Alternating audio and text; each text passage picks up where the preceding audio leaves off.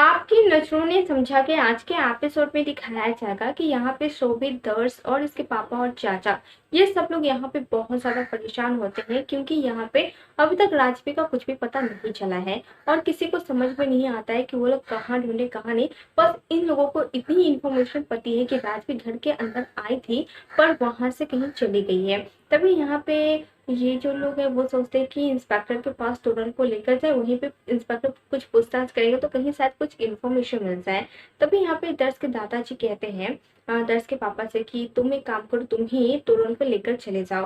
तो यहाँ पे दर्श कहता है कि ये भी ठीक रहेगा या फिर हम लोग में से भी कोई लेकर जाएगा तो सही रहेगा। लेकिन यहाँ पे ये ऐसे बोलता है तो ये दोनों परेशान हो जाते हैं। तो दर्श बोलता है कि जब भी मैं तोरल आंटी का नाम लेता हूँ आप लोग बहुत ज्यादा परेशान हो जाते हो। तो इसके दादाजी कहते हैं कि ऐसी कोई बात नहीं है, यहाँ पे इतने दिनों से कुछ ना कुछ प्रॉब्लम हो रही इसी वजह से। तो यहाँ पे यही सारी डिस्कशनें हो रही होती है।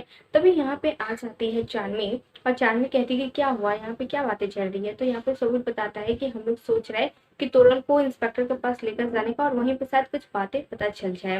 तभी यहाँ पे उसके दिमाग में कुछ प्लान आता है और वो शोभित से कहती है कि ठीक है तुम चले जाना पर मुझे अभी तक रूम में छोड़ दो क्योंकि मुझे तबीयत ठीक नहीं लग रही है। तो शोभित कहता है कि ठीक है। तो यहाँ से चार्मी चली जाती है। फिर दर्श भी कहता है कि मैं भी जाता हूँ वॉचमैन से पूछने के लिए। तो यहाँ पे वो वॉचमैन के पास आ जाता है और वो पूछता है कि तुमने क्या देखा। तो वो वॉचमैन बताता है कि मैंने देखा था कि राजवी आंटी अंदर गई है और उनके साथ एक औरत भी थी पर मैं दूर था इसी वजह से नहीं देख पाया। तो यहाँ पे दर्श कहता है कि तुम दूर क्यों खड़ा थे। वो कुछ कहने जा ही रहा होता है कि तभी यहाँ पे दर्श की नजर पड़ जाता है कि उसका जो पैंट है उसकी जेब में शराब रखी हुई है। तो यहाँ पे वो शराब लेकर आके कहता है कि तुम शराब पीते हो। तो वो कहता है कि नहीं मैं नहीं पीता, मुझे नहीं पता ये सब यहाँ पे कैसे आया। पर दर्श को उस पर भरोसा नहीं होता और वो कहता है कि तुम तो नशे में ही रहे होगे और ये सब बोल रहे हो तो तुम्हारी बातों पर कैसे भरोसा कर लो। तो यहाँ पे वो नहीं करता है। तभी जो चार्मी होती है वो कहती है कि मेरी वजह से तुम बेचारे फंस गए। यहाँ पे उसका ही ये सारा प्लान होता है और वो अपने रूम में जाती है। वो सोचती है कि पहले तो गुण की जान ले ही चुकी है, अब उसकी जो माँ है उसकी भी जान चली जाएगी, उसके बाद नंदिनी, उसके बाद शोभित, यहाँ पे सबको मारने की प्लानिंग कर रही है। तो यहाँ पे यही सब सोच रही होती है कि यहाँ पे एक औरत आ जाती है। तो यहाँ पे नंदिनी कहती है कि मैं इसे लेकर आई हूँ, मुझे लगा कि तुम्हें बहुत दिनों से थकान हो रही थी और यहाँ पे तुम्हारी शादी भी टूट गई जिसकी वजह से तुम परेशान होगी, इसलिए मैं इसे लेकर आई हूँ तुम्हारी मसाज वगैरह करने के लिए। तो यहाँ पे जो चार्मी वो कहती है कि हाँ तुमने सही किया, मुझे जरूरी भी है। तो यहाँ पे नंदिनी उसे छोड़ के चली जाती है और यहाँ पे चार्मी बेड पे लेटती है और यहाँ पे वो दोनों हाथ का मसाज करके कुछ पता करने की कोशिश करती है। यहाँ पे मसाज तो करती है और कुछ पता भी करती है। तभी वो वहाँ पे उसका फोन भी रखा हुआ था, वो फोन लेकर उसके रूम से बाहर निकल जाती है। ये औरत नंदिनी के पास आकर कहती है कि आपने सही सोचा, वो प्रेग्नेंट नहीं है। तो यहाँ पे ये सुनने के बाद ये दोनों समझ जाते हैं कि चार्मी का ये सब कुछ प्लान है। अगर आप प्रेग्नेंट नहीं है तो वो आसानी से सबके सामने उसका सच्चाई ला सकती है। तभी यहाँ पे ये जो औरत है वो कहती है कि ये कब ऑपरेशन वगैरह करवाई है ये मैं थोड़ा पता करती हूँ, पता करने के बाद मैं आपको बता दूंगी। तो यहाँ पे ये औरत ये सारी बातें कह के चली जाती है। तभी दर्श आ जाते हैं और दर्श कहते हैं कि तुमने सही कहा था।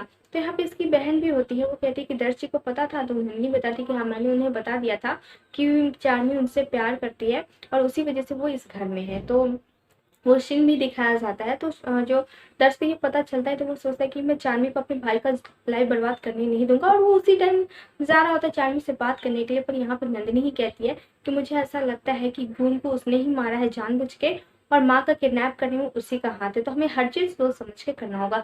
तो यहाँ पे इन दोनों की पहली ही बात हो चुकी होती है। उसके बाद ये पहला प्लान होता है पता करने की कि वो प्रेग्नेंट है या नहीं है, जो कि क्लियर हो गया है। यहाँ पे ये लोग अपना सेकंड स्टेप शुरू करते हैं।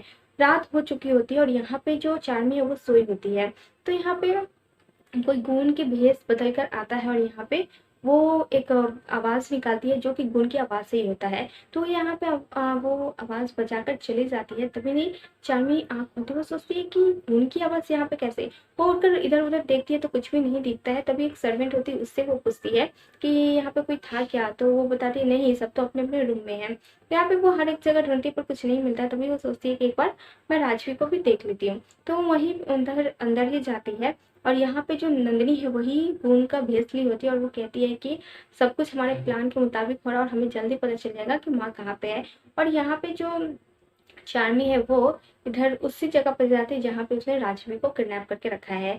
तो वह सोचती कि चलो सब सही है और वो यहाँ पे छुप जाती है और नंदिनी भी यहाँ पे आती है वो दरवाज़ा खोल के अंदर जाके देख रही होती है। तो ये जो जानवी वो कहती है कि ये मुझे डरा रही थी, लेकिन लग तो रही है गुण की तरह ही। तो यहाँ पे यही होता है। तो बस आज के एपिसोड में बस इतना ही। आपको कैसा लगा ज़रूर बताना। वीडियो पसंद आया हो तो लाइक करें, कमेंट करें, शेयर करें।